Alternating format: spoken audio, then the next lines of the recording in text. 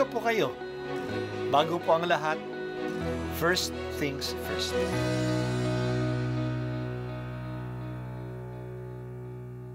Good morning po. Sinisimulan po natin ngayon ang first things first.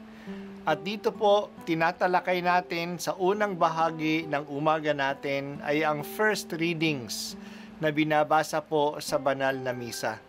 Ito pong tinatalakay natin kasi madalas po kasi marami na tayong alam tungkol sa gospel readings. Pero konti po ang nagsasalita sa first readings. Pero ang first readings, bahagi din po yan ng Biblia, ng banal na kasulatan. Kaya susubaybayan po natin ang mga first readings, basahin po natin at kuminsan kailangan ng basahin ng 2 o 3 beses bago maintindihan kasi hindi po tayo familiar sa mga istorya at sa mga kaisipan na tinatalakay dito. Ang pagbasa mula sa aklat ni Propeta Jeremias. Sinasabi ng Panginoon, darating ang panahon na gagawa ako ng bagong pakikipagtipan sa Israel at sa Huda. Ito'y di gaya ng tipang ginawa ko sa kanilang mga ninuno nang ilabas ko sila sa Ehipto. Bagamat sumira sila sa kasunduan namin, nagtiyaga ako sa kanila. Ganito ang gagawin kong tipan sa Israel. Itatanim ko sa kanilang kalooban ng aking kautusan. Isusulat ko sa kanilang mga puso. Ako'y magiging kanilang Diyos at sila ang magiging bayan ko.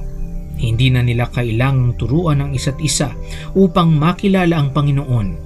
Lahat sila, dakila't hamak, ay makakakilala sa akin, sapagkat patatawarin ko sila sa kanilang maling gawain at hindi ko na gugunitain pa ang kanilang kasalanan. Ang salita ng Diyos. Salamat sa Diyos. New Testament, Bagong Tipan. Ang mga salitang ito ay ginamit na ni Propeta Jeremias. Nangako na ang Diyos sa pamagitan ni Jeremias ng bagong tipan. Ito ay may kahawig sa tipan na ginawa niya sa bayan ng Israel sa bundok ng Sinai nung sila ay inilikas mula sa Ehipto. Pero ito'y may pagbabago rin. Gagawa ang Diyos ng bagong tipan kasi sinira ang dating tipan ng mga Israelita. Sila ang hindi sumunod. Hindi sila naging tapat dito. Ang magkapareho sa bagong tipan at lumang tipan ay ang kasunduan nila. Sabi ni Yahweh, ako ang magiging kanilang Diyos at sila ang magiging bayan ko. Ang pagbabago ay itong bagong tipan ay hindi na nakasulat sa bato, kundi isusulat sa kanilang puso. Hindi na kailangan na sila'y turuan pang kilalanin ang Diyos. Makikilala na nila ang Diyos mula sa kanilang puso. Ang pinakabagong feature ay patatawarin na sila sa kanilang kasalanan. Lilimutin ng Diyos ang pagkakasala ng bayan at hindi na ibibintang sa kanila. Kailan natupad ang bagong tipan na ito? Pagdating ni Jesus. Ang kanyang kamatayan ay ang pagbabayad ng kasalanan natin. Ang Espiritu Santo ay binibigay sa atin at dahil sa kanya, nakikilala natin ang Diyos sa ating puso. Siya ang magdadala sa atin sa buong katotohanan. Ang bagong batas na walang iba kundi ang batas ng pag-ibig ay nakasulat na sa puso at konsyensya natin.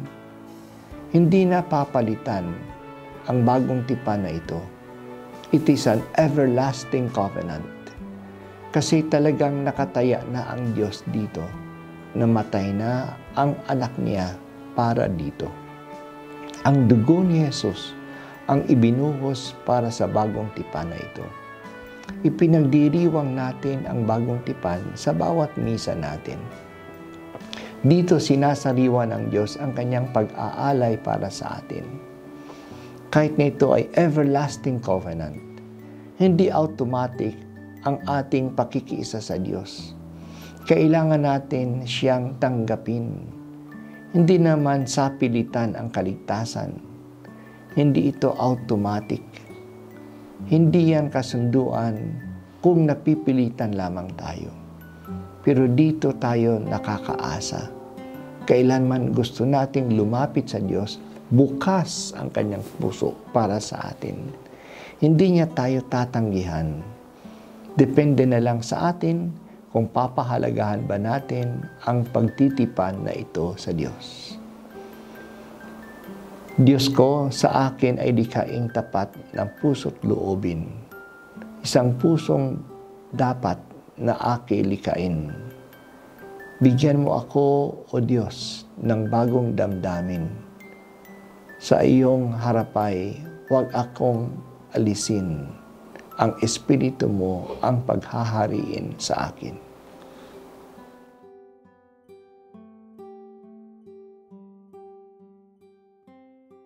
At ako po ay si Bishop Broderick Pabilio dito sa First Things First.